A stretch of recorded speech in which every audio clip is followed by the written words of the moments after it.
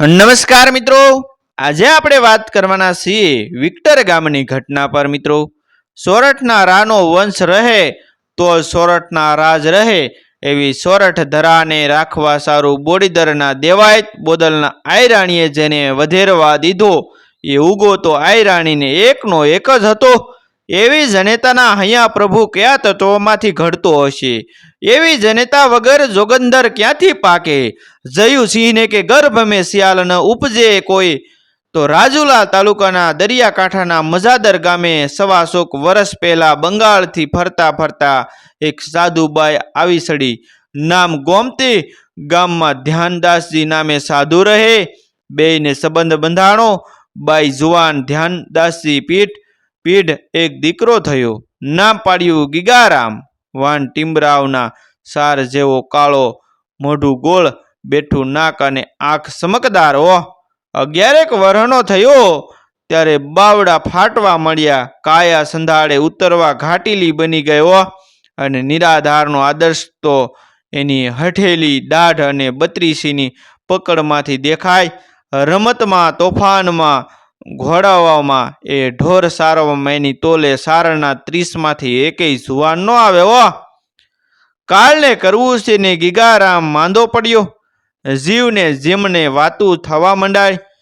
પરદેશી બાઈ, એકનો એક દીકરો, એકે આધાર ન મળે ત્યારે માં ઈશ્વરને શરણ જાય।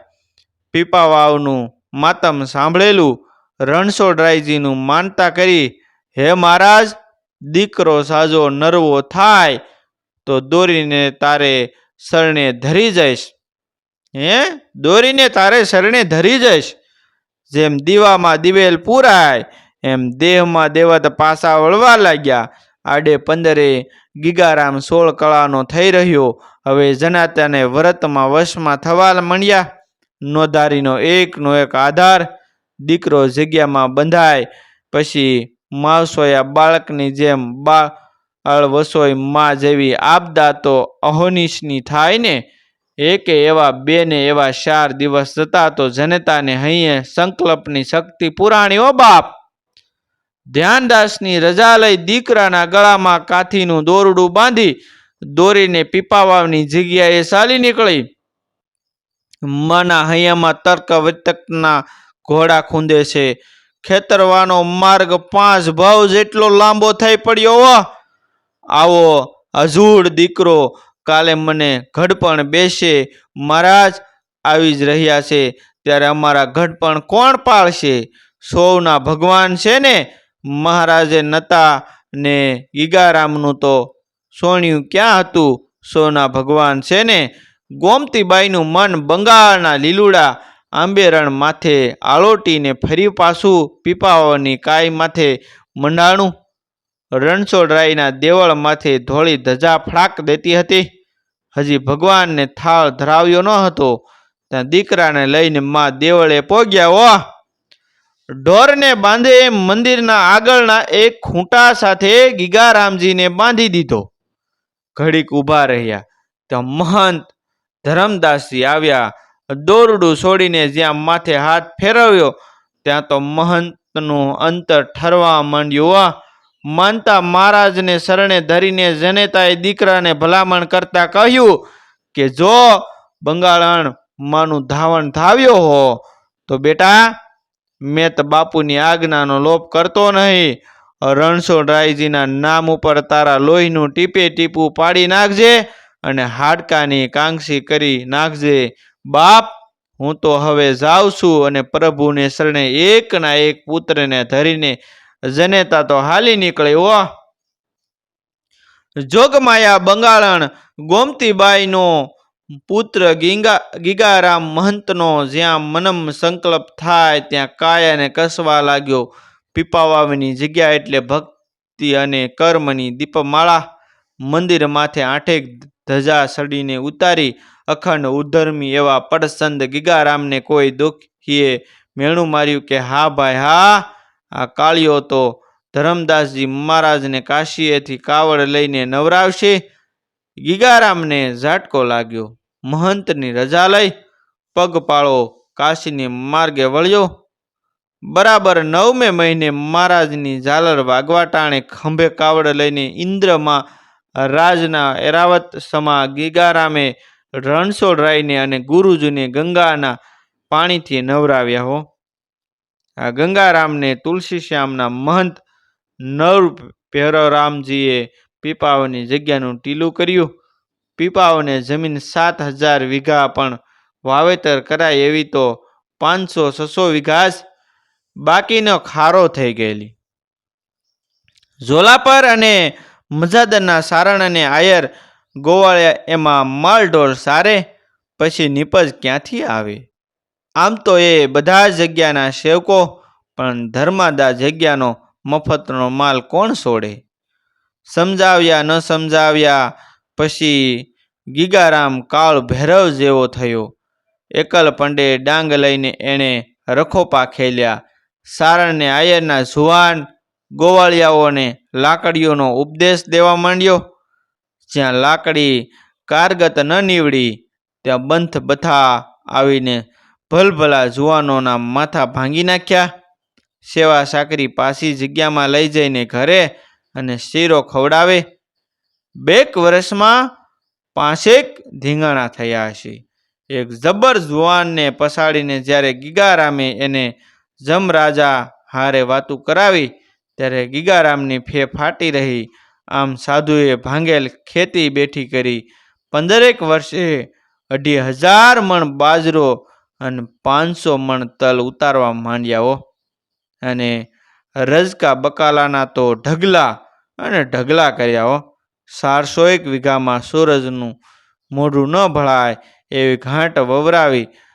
સાધુ એટલે માંગી ખાનાર નહીં, પરિશ્રમ દ્વારા જરૂરતો ઊભી કરવા માંડી. બાબરિયાવાડને વળાંક પંથકના લોકો ખેતીની કલા એની પાસેથી શીખ્યા. અન્નક્ષેત્ર તો હતું જ. પછી સંક્રાંતિ બળેવ અને બેસતા વર્ષના જમણ બાંધ્યા. બ્રહ્મ ભોજન, દાન દક્ષિણાને ઉપર થાળી, હાંડા ધોતિયા અને પિતાંબરની લાહણી કરે. સાધુ બ્રાહ્મણને સાથે લઈ જાય. ચારેય ધામની જાત્રા કરાવી. સપન્યા કાળે ખીચડીની દેગો શરૂ કરી તે ઠેઠ કાળ ઉતર્યા સુધી ચાલુ રાખી. ક્યાંયથી માંગીને નહીં, પણ પોતાની જ મહેનતનું એ કાળો દુકાળ ઉતારવા ભાવનગર આજે કામે ખોલેલા તે 10,000 માણસો વિક્ટર, મહુવા, જેસર, સણોસરા તળાવોને સડકોમાં કામ કરે. એ બધા કામકાજની દેખરેખ સિમ્સ નામનો એક ગોરો ઇજનેર રાખતો. જેવો બુદ્ધિમાન એવો જ કરાફાત. આ સિમ્સ સાહેબે ભાવનગરનું બારું નકામું જાણતા વિક્ટર બંદરની રચના કરી અને ઇંગ્લેન્ડના રાજાના ભત્રીજા આલ્બર્ટ વિક્ટરને એ બંદરે ઉતારીને મહારાજ તખ્તસિંહના નામની તકતી ઉતારીને એ જ વખતે આલ્બર્ટ વિક્ટરનું નામ પાડી દીધું. તે દિવસથી એ પોર્ટ આલ્બર્ટ વિક્ટર કહેવાય છે. આપણે વિક્ટરના ટૂંકા નામે ઓળખીએ છીએ મિત્રો. તો આવો ગોરો કરાફાત અને કાળઝાળ હતો. સડકનું કામ આગળ હાલતા વિક્ટર રાજુલાની સડકની લાઈન દોરી નીકળી અને લાઈન પીપાઓની જગ્યાના ખેતર વસાળે જ બરાબર પડી. 30 વર્ષથી લોહી રેડીને બનાવેલા ખેતરમાં ઝંડીઓ રોપાઈ ગઈ. ના ઝંડીઓ તો રોપાણી. ગીગારામના કાળજા વસાળે જળ ઝંપી ગયેલા. ત્યારે સ્નાન પૂંજા પતાવી કામકાજ આટોપી થોડા માલઢોરને પંપાળી સાધુએ જોટાળી સિક્કાની બંદૂક ઉપાડી. આંબળા જેવી 2 ગોળી ઠાંસીને ભરી એ કોપીને ભરે ભેર ખંભે બંદૂક ઝુલાવતો કાળ ભૈરવ જેવા ડગલા દેતો ખેતર વસાળે જઈને ઊભો રહ્યો. એ તો અને સિમ્સ સાહેબને આવવાનું ટાણું. બરાબર ઘોડે ચડીને આવતા ભાળ્યો. જરાક નજીક આવતા જામગરી જગતી કરી સિમ્સની છાતી સામે નિશાન લીધું. કાળઝાળ ખરો પણ ગોરો ચતુર પ્રાણીઓ ચેતી ગયો. સામનો કરવા જતા સાધુ ફૂંકી મરતા વાર નહીં લગાડે. ગોરે પલટો ખાધો. ક્યાં હે મેત સાહેબ, ક્યાં હે મેત સાહેબ, એ ક્યાં તમાશા લગાયા? दूर खड़े रह कर बात करना साहब, जरा भी नजदीक आया तो मैं उड़ा दूंगा। ગીગારામના અવાજમાં મોત ગાજતું હતું। મગર बताओ तो सही, मामला क्या है? हमको गोली लगने से आपको क्या फायदा? સિમ્સ સાહેબને ગીગારામ હતો એના કરતાં વધુ ભયંકર જણાયો। बात क्या बताए? ये रणछोड़ राय के खेत में लाल झंडी क्यों लगाई? अरे बाबा, लोगों को रोटी दिलाने के लिए आपका ही काम मैं कर रहा हूँ। पहले ये लाल झंडी सब खेत में से उठ लो, फिर बात करो। गोरो समझी गयो કે ગીગારામ કામ મરશે ને કામ મારશે। ઝંડી ઉપાડી લીધી। વાતચીત કરી ગીગારામની જીદ પાછળની ભાવના ગોરો સમજી શક્યો અને ગીગારામજી સાહેબને જગ્યામાં લઈ ગયો। ગોરો તો જગ્યાની સફાઈ, વ્યવસ્થા અને કર્મ ભાવનાથી તે ખુશ થઈ ગયો। ગોરો આદર ભાવ ઉત્પન્ન થયો। ભાવનગર રાજ્ય તરફથી 500 રૂપિયાનો દરમિયો જગ્યાને બંધાવી આપ્યો। એવા અખંડ ઉધર્મના સરખા સમા સેવાના વ્રતધારી પરાક્રમી કર્મયોગી ગીગારામજી સંવત 1980માં દેવ થયા।